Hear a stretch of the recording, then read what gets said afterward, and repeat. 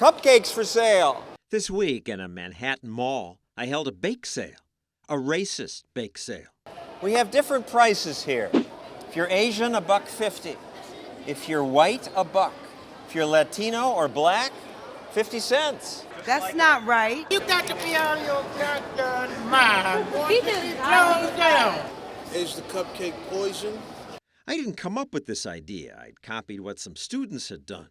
They call it an affirmative action bake sale. Why does FU shut down? Here at Bucknell University, the administrators shut the bake sale down. The Students' Conservative Club said they just wanted to start a conversation about affirmative action, which does make it harder for Asians to get admitted, but easier for blacks and Latinos. But before much conversation started, they were shut down.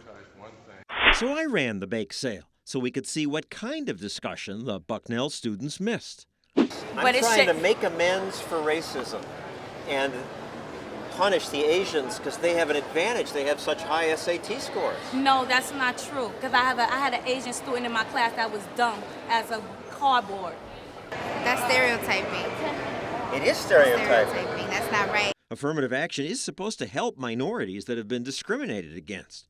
But Latinos and blacks who saw my sign didn't like it. That makes me feel bad because I'm both Latino and black. Should I not do this because it might hurt people's feelings? Not only it should hurt people's feelings, but it's just like out of sense of respect. It's very hurtful. It's very demeaning.